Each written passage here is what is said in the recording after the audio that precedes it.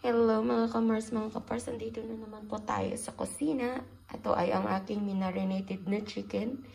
Ito ay nahugasan na natin at inilagyan ng mga seasoning. Before nga natin nilagyan ng seasoning, pinatuyo natin or pinunasan ng tablecloth. Tablecloth. Ano ba yan?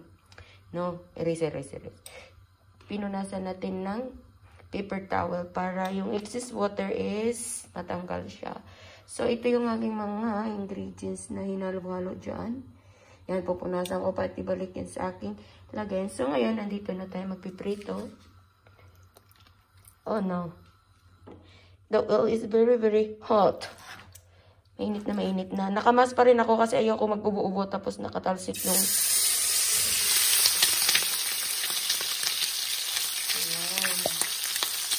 Ayan na ang ating chicken. Ipapry lang natin ng half. And then, iluluto pa rin natin ito sa oven. Magbabalat pa ako ng tawag, patatas, saka kamatis. Iluto ko yan sa oven. Yung ating binabalik-balik na invento. Hindi siya na marinate ng maayos. Kasiyo. So, ayan na mga kamars, mga kapars. Brown na yung ating chicken.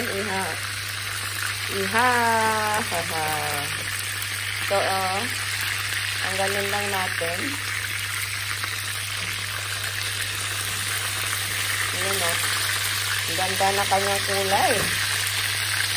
Tapos, i-next natin ang patata. Ipag-fry din natin.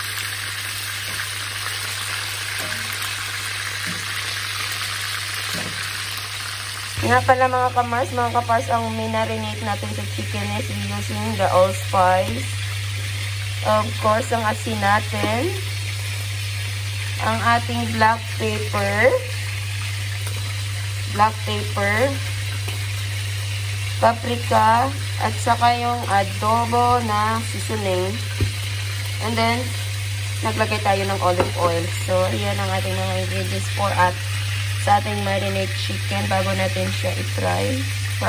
Na tayo sa patatas. Brown na lang natin yung patatas.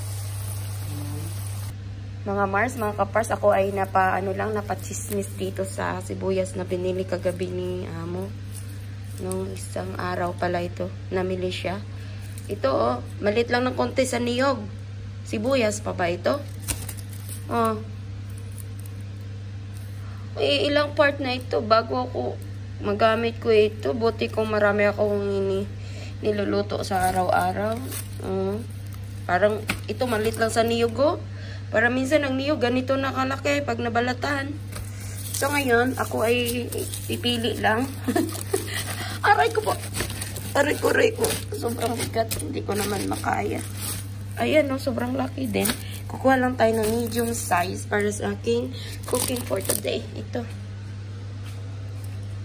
So, mga kamars, mga kapars, meron na tayong sliced tomato at malaking onion dito. So, ayun, igisa na natin at ihulog ang ating chicken. Tapos, i-oven natin after na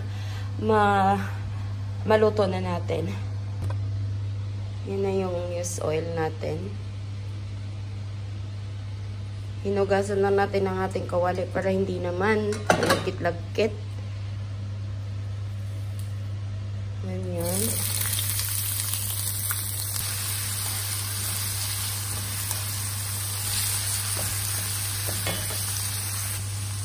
Ayan na, medyo brown ang ating onion. Ilagay na natin ang ating tomato.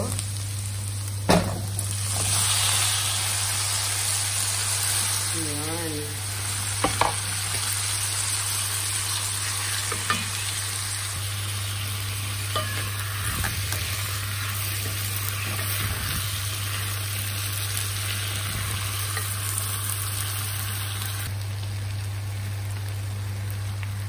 Black pepper.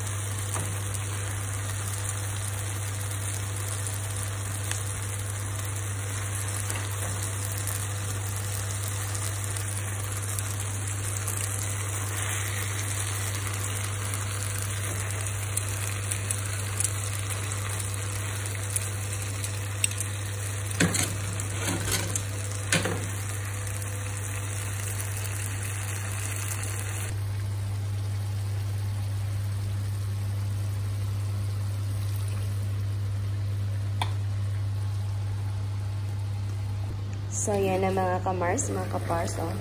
Oh, nausap ko ng ating telepono. Magdagdag lang tayo ng konting tomato paste, pangdagdag sa kulay. Tapos, ay i-prepare na natin ilagay sa oven. Ayan.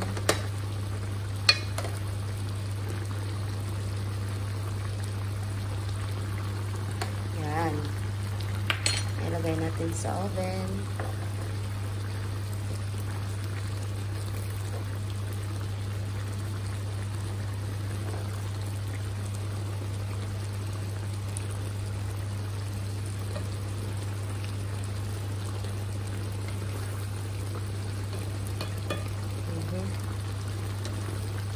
Ayan na mga kamars, isasali na natin ito. Ilagay natin sa oven. Palambutan at ilagay ang potato.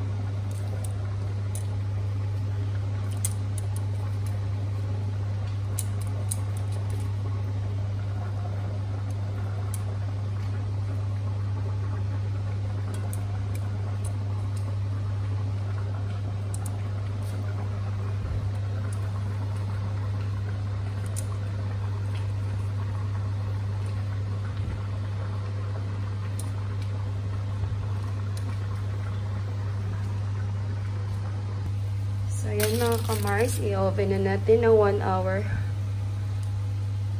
And 200 degree. 200. Basta 200, yun.